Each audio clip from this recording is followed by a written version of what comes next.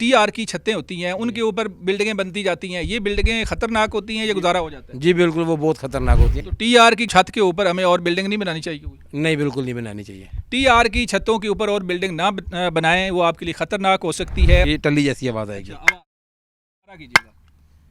अच्छा, ऐसे ये आवाज़ आएगी तो कहते हैं कि ईंट जो है वो एक नंबर हो, 2 ईंट जो है वो बुनियादों में लगानी ही नहीं। पानी ज़्यादा जज़ब करती है, वो कल को बिल्डिंग को नुकसान देगी। कह रहे हैं कि ये अंदर होने चाहिए थे, ये बिल्डिंग के बाहर हैं, ये बाहर नहीं होने चाहिए थे। पता हो रहा है कि इन्होंने नीचे फाउंडेशन प्रॉपर इसकी बनाई नहीं। बरसात का मौसम है और बहुत सारे वाकयात ऐसे हो रहे हैं कि छतें गिर रही हैं, बुसीदा मकान, बुसीदा छतें गिरने से बहुत सारी हिलाकतें भी होती हैं। बड़े अफसोसनाक वाकयात काना के अंदर हुआ, फिर लाहौर के अंदर एक और जगह पर हुआ जहाँ पर छत गिरी और काफ़ी हिलाकतें हुई। ये छतें गिरती क्यों हैं, क्यों बुसीदा हो जाती हैं, और बुसीदा हो जाएँ तो पता कैसे चलेगा? ये सारे मामले के ऊपर गुफ्तगू करेंगे। आर्किटेक्चर हमारे साथ मौजूद हैं मिर्ज़ा इमरान साहब। इनसे पूछते हैं कि बिल्डिंग्स जो हैं ये बुसीदा क्यों हो जाती हैं, और जब हो जाए तो हमें पता कैसे चलेगा, कैसे अपनी जानें बचा सकते हैं? ठीक है, हमें सबसे पहले इसकी सॉइल टेस्टिंग करनी पड़ती है। अच्छा, ये सॉइल टेस्टिंग क्या है? ये सॉइल टेस्टिंग, इसको हम अगर किसी जगह पे हम घर बनाते हैं तो वहाँ पे हम ज़मीन में बोर करके वहाँ से ज़मीन में से हम सैंपल इकट्ठे करते हैं। वो सैंपल जाते हैं लैब के अंदर। लैब में जाके फिर वो लैब में टेस्टिंग होने के बाद वो हमें बताते हैं कि इस मिट्टी जहाँ पे हमने सैंपल लिए हैं वहाँ की मिट्टी की लोड बेरिंग कैपेसिटी क्या है। ठीक है, उस कैपेसिटी के बाद वो स्ट्रक्चर इंजीनियर के पास जाता है। स्ट्रक्चर इंजीनियर आपको बताएगा कि आपकी फाउंडेशन जो है वो आपने कितनी डीप रखनी है। ठीक है, और जो घर हमारे गिरते हैं, ठीक है, तो उन घरों में वो बिल्डिंग अपनी लाइफ पूरी कर चुकी होती है। तो मैं कैसे जान पाऊंगा कि मेरा घर जो है ये बुसीदा हो चुका है, इसकी लाइफ पूरी हो चुकी है? बेसिक्स इसकी सबसे बड़ी एग्जांपल मैं आपको बताऊं तो वो आप क्यू ब्लॉक में जो फ्लैट हैं आप उनको देख लें, आपको आपके सारा जवाब मिल जाएगा। अच्छा, वो जो फ्लैट हैं वो उनकी लाइफ पूरी हो चुकी है? हाँ जी, उसकी लाइफ पूरी हो चुकी है। उसमें उसकी कंक्रीट जो है वो नीचे गिरना शुरू हो गई है, नीचे से स्टील नज़र आना शुरू हो गया, उसका स्ट्रक्चर सारा वादिया नज़र आ रहा है जो किसी भी टाइम गिर सकता है। नहीं तो आपके नज़दीक ये जो इस तरह के फ्लैट्स हैं क्यू ब्लॉक वाले आप कह रहे हैं, तो ये फ्लैट तो ख़तरनाक हो गए फिर? जी बिल्कुल सर, वो तो अदारों को चाहिए कि वो उसके ऊपर एक्शन लें, क्योंकि वहाँ पे एक अच्छी खासी आबादी रहती है। हमारे पीछे भी एक घर बन रहा है। मैं ये चाहूँगा कि हम इस बिल्डिंग के अंदर जाएं और हमें आप टेक्निकली थोड़ा बताएं कि जब बिल्डिंग को बनती है तो फिर क्या क्या चीज़ें होती हैं, उनका ख्याल रखना ज़रूरी है। मटीरियल को किस तरह हम जांच सकते हैं, तो मेरा ख्याल है अंदर जाके हम इस चीज़ को नाजरीन देखेंगे कि एक घर बन रहा है और उस मज़दूर भी लगे हुए हैं। पूछते हैं इनसे ही जाके मटीरियल का जायज़ा लेंगे और बिल्डिंग का जायज़ा लेंगे कि क्या ये मजबूत है या नहीं है। तो चलते हैं अंदर। अच्छा जी, अब हम आ गए हैं मटीरियल के पास। मटीरियल पड़ा हुआ है। मिर्ज़ा साहब बताएं कि मटीरियल को कैसे जांचना है? मटीरियल को सबसे पहले हम लेते हैं ईंट को। ईंट पकड़ाएं जी ज़रा। पकड़ाएं जी ईंट। ठीक है, एक वो भी ईंट पकड़ाएं ज़रा। हमने ईंट को आपस में ऐसे बजा के देखना, अगर इसकी आवाज़ टल्ली जैसी आती है, ठीक है, तो ये एक अव्वल ईंट है। मैं टीम को कहूँगा थोड़ा क्लोज भी कीजिएगा। ये कह रहे हैं कि जब आवाज़ ऐसे आएगी तो फिर ये होगा। अच्छा, आवाज़ कैसी आएगी जी? ये टल्ली जैसी आवाज़ आएगी। अच्छा, आवाज़ ऐसे दोबारा कीजिएगा।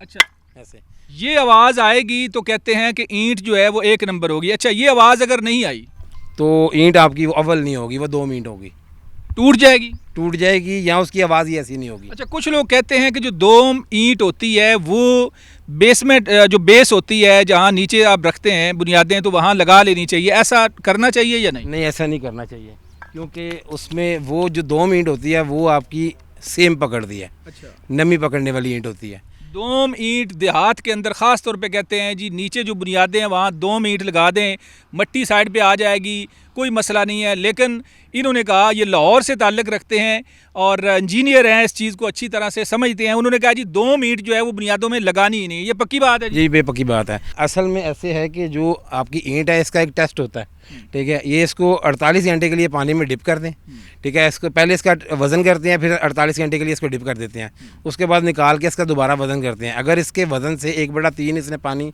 ज़्यादा जज़ब करके और इसका वेट 1/3 हो गया उससे ज़्यादा, तो उस पानी को, उस ईंट को भी रिजेक्ट कर देते हैं। अच्छा, उस एक प्रॉपर जो ईंट होती है पक्की ईंट, क्या स्टैंडर्ड है एक ईंट का जो वेट है पक्की ईंट का, सूखी हुई ईंट का, उसका वेट क्या होता है? 3.5 किलो। 3.5 किलो। तो जब पानी में डिप करेंगे 24 घंटे के लिए तो फिर क्या 1/3 उसका वेट उससे ज़्यादा हो जाएगा। वेट ज़्यादा हो जाएगा। वेट ज़्यादा होगा तो फिर ईंट ठीक है, ईंट पानी ज़्यादा जज़ब करती है, वो कल को बिल्डिंग को नुकसान देगी। कल को बिल्डिंग को नुकसान देगी। होती हैं तो बारिशों में वो पानी ज़्यादा जज़ब करेगी, अंदर पेंट ख़राब होगा, तो वो इस तरह उसको नुकसान देगी। अच्छा, बजरी को कैसे हम जांचेंगे जी? बजरी दिखाएं जरा। ये बजरी जो है ये है प्लांट का माल है, ठीक है। इसमें जो लोकल माल होता है वो उसमें वो छोटी छोटी ना बिल्कुल इस तरह का कुछ इसमें भी पीस आ जाते हैं। इस तरह के जो पीस होते हैं वो उसके अंदर आते हैं लोकल जो बजरी है, ठीक है। इस तरह की बजरी को इस्तेमाल नहीं करना चाहिए क्योंकि इसने स्लैब के अंदर कंक्रीट ने स्टील के साथ बाउंडिंग बनानी होती है। अच्छा, इस तरह की बजरी को इस्तेमाल नहीं करना। तो मैं पीछे ये असद साहब भी खड़े हैं, तो बजरी तो इस तरह की इस्तेमाल हो रही है, मुझे बताएं। ये सही है, इसमें कुछ पीसेज आ जाते होते हैं। अच्छा, कुछ पीसेज आ जाते हैं। और जब क्रश होता है ये अच्छा, टोटल इस तरह के पीस नहीं। टोटल इस तरह के पीस नहीं होने चाहिए। अच्छा, ये असद भाई ज़रा एक मिनट आइएगा आगे। ये बात तो एक बड़ी अच्छी मुझे मिल गई है कि इस तरह की बजरी इस्तेमाल नहीं करनी। तो बजरी के कुछ पीस इसमें नज़र आए हैं, तो ये क्या मामला है? सर जब ये क्रश होती है ना, क्रश में कुछ ऐसे मामलात हो जाते हैं जैसे ये बाकी देखें ये बिल्कुल ठीक है। ये इस तरह की बजरी होनी इस तरह की होनी चाहिए, लेकिन जब ये क्रश होती है दिखाइएगा जी प्लांट इस तरह की। कहूँगा कि थोड़ा सा क्लोज कीजिएगा। ये बजरी के जो पीस हैं कहते हैं कि जी इस तरह के होने चाहिए, थोड़ी गोल गोल होनी चाहिए, ये इस तरह के पीसेस होने चाहिए। दूसरे जो पीस हैं थोड़े चौड़ाई में होते हैं। ये जो पीस हैं कहते हैं इस तरह के पीस बजरी में नहीं होने चाहिए। इसका नुकसान क्या है जी? ये इसकी बाउंडिंग नहीं प्रॉपर बन सकती कंक्रीट की। अच्छा, इसके अलावा इसका एक टेस्ट भी होता है। अच्छा, वो टेस्ट, ठीक है। इसको एक शीशे के जार में लेके, ठीक है, उसमें अंदर इसमें आपने पानी डालना है, कंक्रीट को बजरी को डालना है, ठीक है। उसके बाद इसको मिक्स करना है, मिक्स करके इसको रख देना है। अगर उसमें नीचे 3% से ज़्यादा पानी के अंदर मिट्टी आ गई है तो हम वो बजरी को वाश भी करते हैं। बजरी को वाश भी करते हैं। अच्छा असद भाई, आपने ये रेत भी रखी हुई है। मिर्ज़ा साहब, रेत को कैसे हमने चेक करना है? दिखाएं जी, रेत जो है, रेत का किस तरह से हमने जांच करनी कि रेत ठीक है या नहीं है? इसका तो प्रॉपर लैब के अंदर टेस्ट होता है, साइड पे भी टेस्ट होता है। साइड पे चीज़ें पड़ी होती हैं हमारे पास। वो जार होता है, जार के अंदर हम मिट्टी भरते हैं, रेत भरते हैं, रेत भर के उसमें पानी डालते हैं। अगर उसमें 6% टोटल वॉल्यूम ऑफ सैंड, अगर 6% उसमें मिट्टी शामिल है, ठीक है, वहाँ तक तो बर्दाश्त करते हैं। उससे ज़्यादा अगर मिट्टी शामिल है तो वो मिट्टी और रेत को रिजेक्ट कर देते हैं।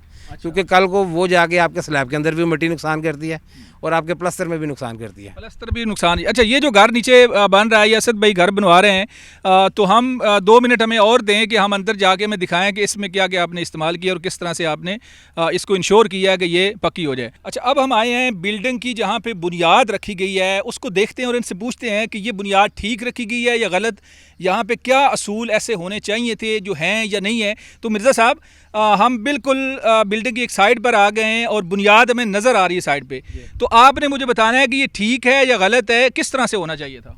ये तरीकाकार बिल्कुल गलत है। जो इस तरह इन्होंने फाउंडेशन बनाई हुई है ना, अच्छा, इनको नीचे ज़मीन के नीचे लेके जाना चाहिए था। इसका नहीं, ज़मीन के नीचे हो सकता है, ज़मीन के नीचे हो, हमें तो ऊपर से नज़र आ रही है ना। नहीं, ये खस के जो बाहर निकाले हुए ये नीचे होते हैं, ठीक है। इनको चाहिए था कि सबसे पहले अपनी बिल्डिंग का सॉइल टेस्ट करवाते। सॉइल टेस्ट के बाद वो रिपोर्ट आती, वो स्ट्रक्चर इंजीनियर इनको बताता जी आपने अपनी फाउंडेशन कितनी डीप रखनी है। अच्छा, मैं एक चीज़ बताना चाह रहा हूँ नाजरीन को कि ये जो खसके हैं ना, थोड़ा बैठ जाए नीचे, ये इनको खसके कह रहे हैं आप? जी, ये खसके। अच्छा, ये अंदर होने चाहिए, ये कह रहे हैं कि ये अंदर होने चाहिए थे, ये बिल्डिंग के बाहर हैं, ये बाहर नहीं होने चाहिए थे। नहीं, इससे हमें ये अंदाज़ा हो रहा है कि इन्होंने नीचे फाउंडेशन प्रॉपर इसकी बनाई नहीं है। अच्छा, ये भी तो हो सकता है ना कि नीचे जो है खसके मजीद नीचे हों और मिट्टी डली हुई हो, ये भी तो हो सकता है। नहीं, इसमें इस तरह जिस तरह इन्होंने बनाया हुआ ना, इस तरह इसकी फाउंडेशन नहीं होती। दूसरी बात ये भी हो सकती है, मेरी बात सुने, चूंकि हम जहाँ पे खड़े हैं ये जगह काफ़ी नशेबी है और वो जो सड़क हम देख रहे हैं वो ऊंची है, तो जब मिट्टी डलनी है ये चीज़ तो वैसे ही नीचे आ जानी है। ये चीज़ तो फिल वक्त तो अभी इस टाइम हमारी फाउंडेशन यहाँ पे है ना, हमारा NSL ये है जहाँ पे हम, अगर हम मिट्टी नहीं डालते तो ये गलत है। हाँ, ये गलत है। तो अगर मिट्टी जितने आप खड़े हैं इतनी मिट्टी अगर डल जाती है फिर ठीक है? नहीं, फिर भी क्योंकि अभी मेन स्ट्रक्चर आपका इसके ऊपर एग्जिस्ट कर रहा है। अच्छा। जो मिट्टी आपकी आपने कल इसकी फिल करनी है, ठीक है, वो उसकी ना तो कोई कंपैक्शन होगी प्रॉपर, अच्छा, ठीक है, और अगर ना हो उसके जाती ऊपर नहीं, उसकी कंपैक्शन हो ही नहीं सकती प्रॉपर। उसकी क्या वजह? अगर उसकी कंपैक्शन करेंगे तो इसमें आपके क्रैक आएंगे बिल्डिंग में, क्योंकि वो कंपैक्शन करने से इस बिल्डिंग में उसका दबाव आएगा, दबाव के बाद बिल्डिंग के अंदर क्रैक आएंगे। नहीं, मिट्टी देखे अंदर भी मिट्टी डली हुई है, बाहर भी मिट्टी, तो ये तो कवर हो जाएगा ना, तो ये गलत तो नहीं है? नहीं, ये गलत नहीं है, पर अभी इसकी फिलिंग जो है वो फिलिंग हो नहीं सकती। आपके कहने का मकसद ये है कि अगर ये खाली रहेगी तो ये खतरनाक है, अगर ये फिलिंग हो जाएगी तो फिर गुजारा हो जाएगा। हाँ, गुजारा हो जाएगा, गुजारा हो जाएगा। नाज़रीन, थोड़ा सा हम अंदर जाएंगे बिल्डिंग के, और बिल्डिंग के अंदर जाके कुछ चीज़ें इनसे पूछते हैं। बताइएगा, बिल्डिंग के हम अंदर आ गए, कमरा है, छत भी डलनी है, तो यहाँ बताएं मुझे कि कोई ऐसी चीज़ आपको नज़र आ रही है जो कमज़ोर हो? बेसिक सर ये वाला कोना देखें, ये इसका ब्रिक वर्क यहाँ से प्रॉपर ठीक नहीं हुआ हुआ। अच्छा, इसका प्रॉपर वर्क ठीक नहीं हुआ, इसमें क्या होना चाहिए था? फिर इधर आके मुझे बता दें क्या इसका होना चाहिए था जो नहीं हुआ चुनाई करते वक्त क्या होना चाहिए था बताइएगा। यहाँ क्या प्रॉब्लम क्या है इस चुनाई करते हुए हमें इसके प्रॉपर खसके जो है दीवार के अंदर देने, इसको इंग्लिश बाउंड बोलते हैं। अच्छा, ठीक है। इंग्लिश बाउंडिंग में हमें जो खसके हैं वो इस तरह, मतलब कि कोई दर्ज ऊपर नीचे नहीं आनी चाहिए। अच्छा, ठीक है। अब वो ऊपर देखें, उसके प्रॉपर तरीके से उस दीवार के अंदर उसने उसको ईंट को फंसाई नहीं है। ठीक है। वो सारी की सारी यहाँ पे टोटल आपको कल क्रैक का सामना करना पड़ सकता है। अच्छा, मैं कहूँगा, गुजारिश करूँगा कि वो जो निशानदेही कर रहे हैं ये ज़रा क्लोज कीजिएगा कि ये कह रहे हैं ईंट के अंदर ईंट मिक्स होनी चाहिए थी जैसे उंगलियों में होती हैं। फ़र्ज़ करें ये गलती हो गई है तो इस गलती की तलाफ़ी कैसे है, कैसे हम इसको ठीक कर सकते हैं? इसको यहाँ से सारी ब्रिकवर्क को उतार के दोबारा करें तो ज़्यादा बेहतर है। अच्छा जी। और कोई हल नहीं है? नहीं, वो कल को आपको क्रैक आएगा वहाँ पे। अच्छा, क्रैक आएगा। हाँ जी, क्रैक शो कर देगा वहाँ पे। नहीं तो दरमियान में जो सरिया डाला जाता है दोनों दीवारों को और इस तरह के जो जॉइंट्स होते हैं उनको मुकम्मल करने के लिए, वो सरिया लगाने से भी फ़ायदा होता है ना? नहीं, वो तो होता है। असल में कंक्रीट और प्लास्टर जो काम, कंक्रीट और प्लास्टर जो है, ठीक है, वो सर्दी गर्मी में सिकुड़ता और फैलता है। ठीक है। ठीक है। माइनर था, इसमें फ़र्क आता है। TR की छतें होती हैं, उनके ऊपर बिल्डिंगें बनती जाती हैं, ये बिल्डिंगें ख़तरनाक होती हैं, ये गुजारा हो जाता है? जी बिल्कुल, वो बहुत ख़तरनाक होती हैं। ये जो कान्हा के अंदर छत गिरी है या दूसरी लाहौर के इलाकों में गिरती हैं, ये TR की छतें हैं। तो ये छतें जो गिरती हैं, ये क्या हो जाता है कि छतें गिर जाती हैं? असल में जो TR गार्डर होता है, आपको उस चीज़ का आइडिया ही नहीं होता कि उसकी वो कितनी लोड के लिए डिज़ाइन हुआ हुआ है। ठीक है। हमें उसका पता नहीं होता, हम उसके ऊपर लोड पे लोड डाली जा रहे होते हैं और वो एक दिन आता है वो उसे क्लैश कर जाता है, नीचे गिर जाती तो है। TR की छत के ऊपर हमें और बिल्डिंग नहीं बनानी चाहिए? नहीं, बिल्कुल नहीं बनानी चाहिए। TR की छतों के ऊपर और बिल्डिंग ना बनाएं, वो आपके लिए ख़तरनाक हो सकती है। और बिल्डिंग जब बनती है तो सारे जो असूल इन्होंने बताएं उनको फॉलो करें ताकि आपकी बिल्डिंग जो है वो मजबूत हो। और अगर आपकी बुसीदा छत है, बुसीदा मकान है, तो बेहतर है उसकी मुरम्मत कराएं या नए सिरे से बनाएं। जैसे अपने मेज़बान मनाज़िर अली को इजाज़त दें, दोबारा मिलेंगे। अल्लाह हाफिज़।